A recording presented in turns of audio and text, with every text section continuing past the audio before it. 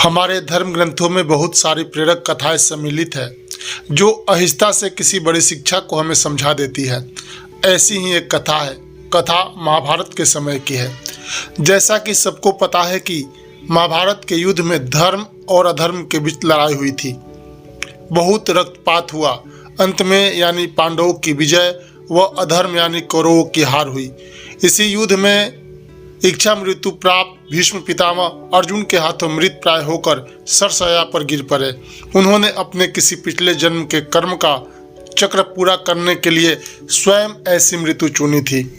युद्ध समाप्ति के बाद भी सूरज के उत्तरायण होने की प्रतीक्षा करते हुए वो उसी सरसया पर ही लेटे रहे। एक दिन का प्रसंग है कि पांचों भाई और द्रौपदी उनसे मिलने गए।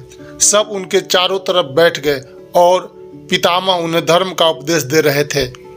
सभी श्रद्धापूर्वक उनके उपदेशों को सुन रहे थे कि अचानक द्रौपदी खिलखिलाकर हंस पड़ी। द्रौपदी तो प्रिय बहू थी। पितामह उसकी इस हरकत से बहुत आहत हो गए और उपदेश देना बंद कर दिया। पांचों पांडव भी द्रौपदी के इस व्यवहार से आश्चर्यचकित थे। सभी बिल्कुल शांत हो गए। कुछ क्षणों परांत पितामह बोले, पुत्री, तुम एक संभ्रांत कुल की बहू हो। क्या मैं तुम्हारी इस हंसी का कारण जान सकता हूँ? द्रौपदी बोली, पितामह, आज आप हमें अन्याय के विरुद्ध लड़ने का और धर्म का उपदेश दे रहे हैं, लेकिन जब बड़ी सभा में मेरे कपड़े उतार कर मुझे अपमानित करने का प्रयास किया जा रहा था, तब तो आप भी सबके साथ मौन ही थे। आखिर तब आपके ये उपदेश, ये धर्म कहाँ चला गया था?